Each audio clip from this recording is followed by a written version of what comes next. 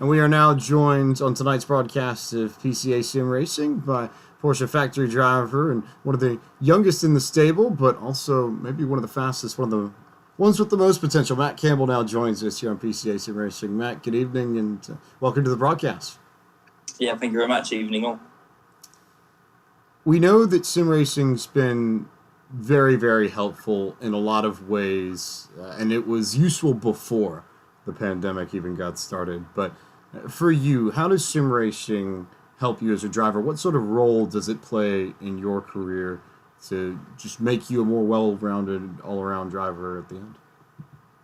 Yeah, I think it's really developing and changing quite a lot, especially in the current times. But for sure, when I first got on sim racing, back in around 2012 or so, it was just a good opportunity to get on there, learn some tracks, and have a bit of fun with your mates. So it wasn't too serious.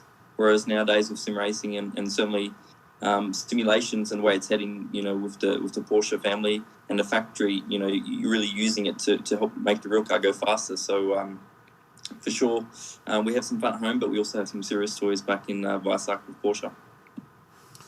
Earl was telling us a little bit about those toys, and I think the thing that stuck out to me, at least for him, was that when you all test in Weissach, it's more about learning about the car and running simulations and tests on the car than it might be about learning the tracks. Is it sort of the same way so far as you're concerned? Is it more about car testing the way you see it when you test with Porsche? Yeah, 100%. I mean, I'd like to think we're all pretty up to scratch when it comes to learning new tracks. We usually race car every single week. So, we're pretty in tune in that respect. But certainly, with testing and budget and everything like that, it's quite limited when you want to go and try different things. And especially with the RSR with so many, electronic aids and special features, that we aren't in control of all the time.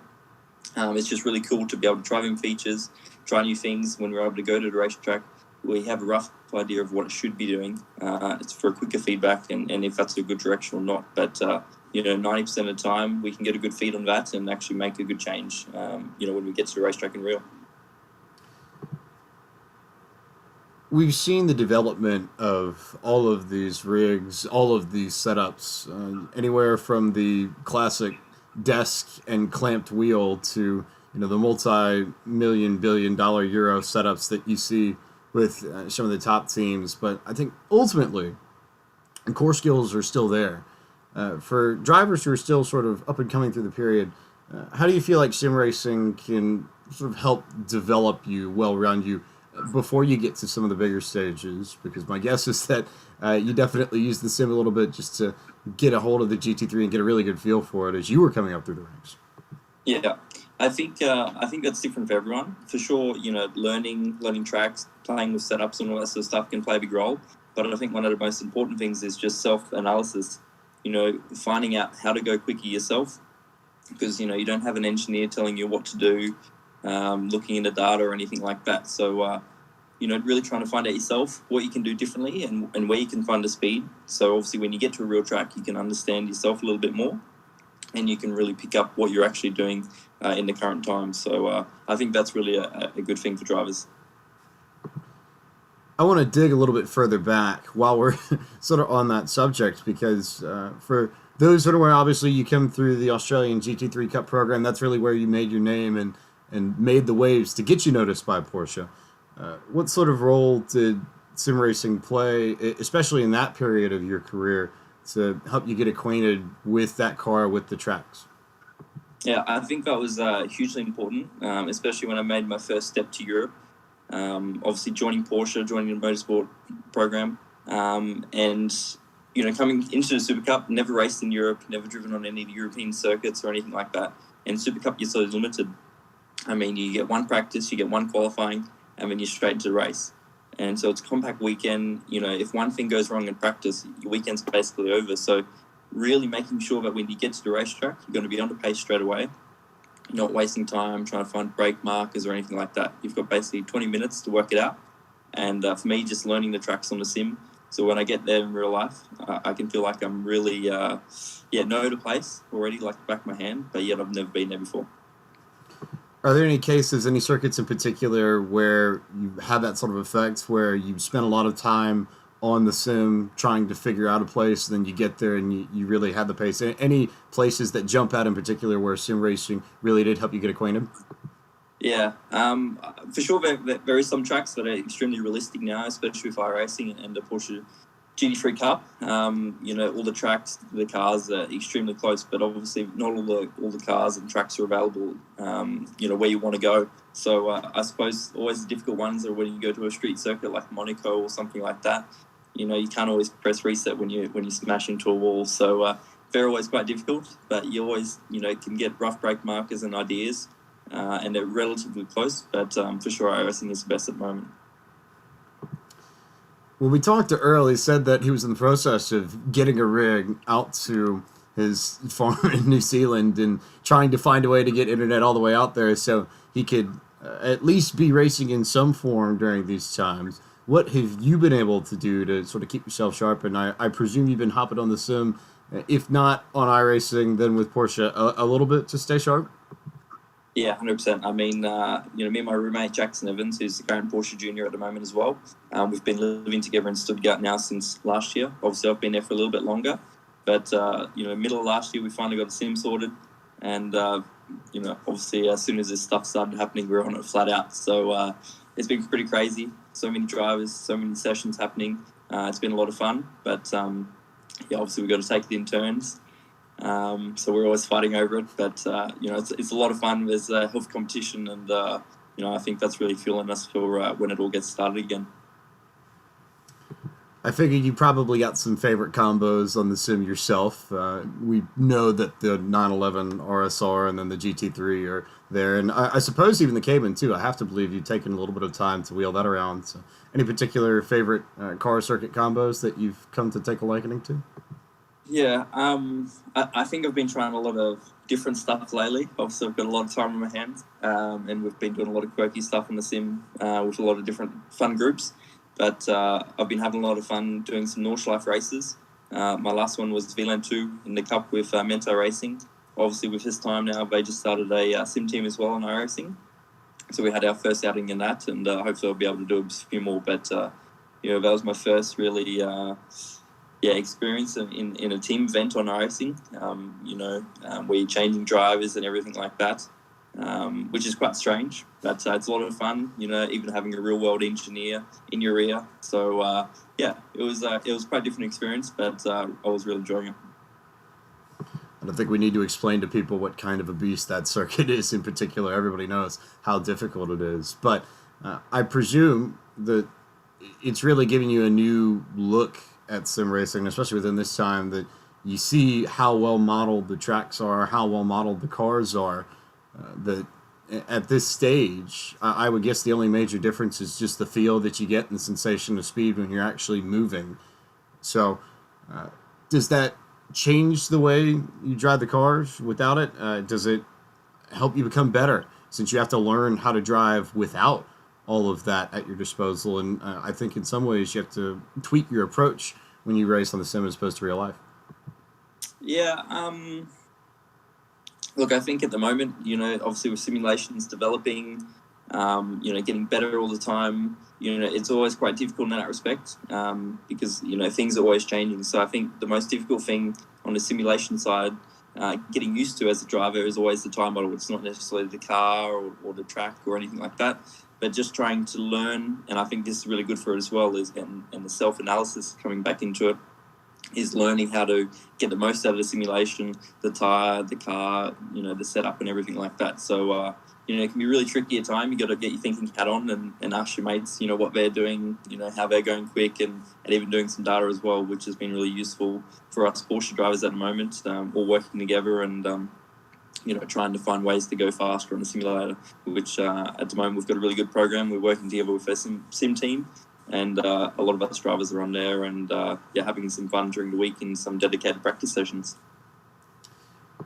How much do you think of what you've learned in this period is going to translate when you get back to the track? And I think, what kind of testament is it to the way the technology has developed over the years that everything becomes more applicable because the program itself is so much more complex and so much more lifelike than it's ever been before? Yeah, I think that's a hard one to say at the moment. It feels like I haven't driven a car for a year now. I mean, it's crazy.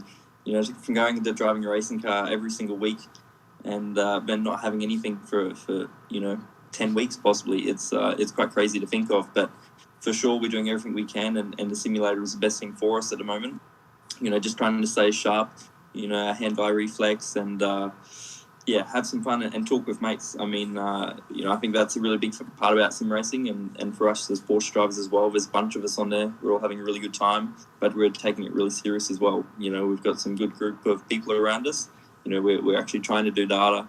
We're trying to do analysis. We're trying to figure out how to go faster on the sim, and just as we would in real life. So, look, I think it's hard to always carry across sometimes, but for sure, we're trying to do the same things on the sim, but we want to do in real life.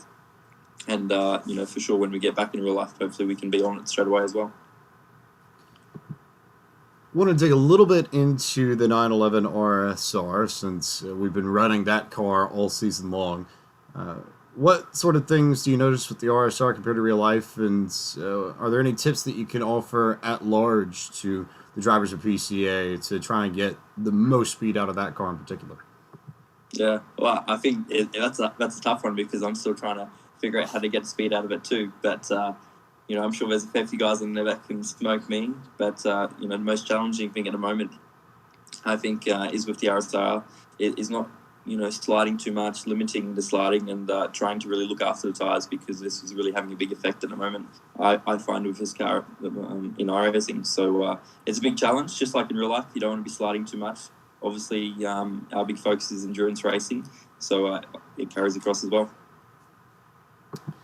So don't slide the tires and watch the rear brakes in particular, because I know that's what Earl made a big point of when he was on. We turn our attention in the fall to the Cayman. The GT4 is going to be the car that gets the call in the fall series. It'll be the first time ever that PCA has run that car in any other sim racing series. Have you had the chance to work with the Cayman and the GT4, run it? And is there anything you can say about that in particular? Yeah, I was actually driving last week with a bunch of drivers, and I think it will really be great racing. It will be close racing.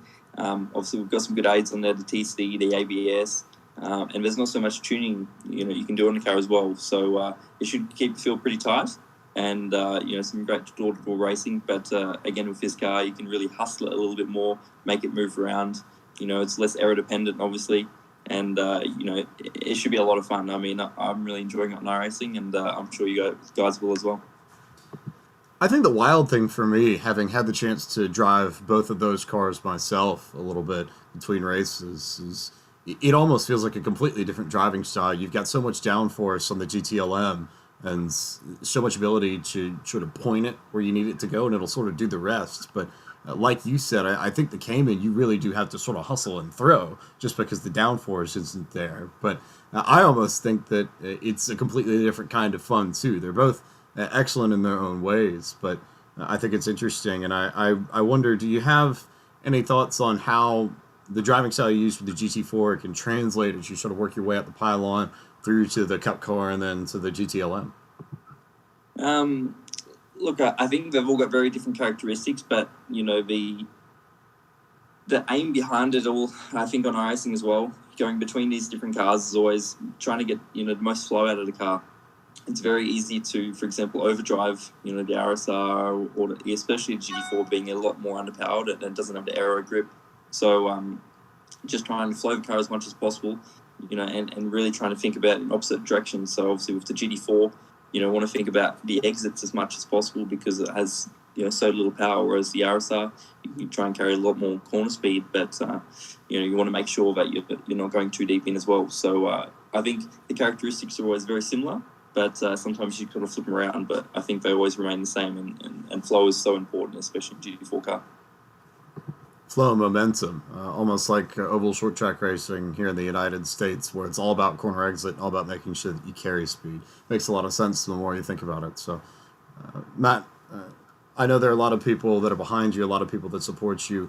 Who do you need to thank at this time for helping you get your feet wet in sim racing as we sort of wait everything out?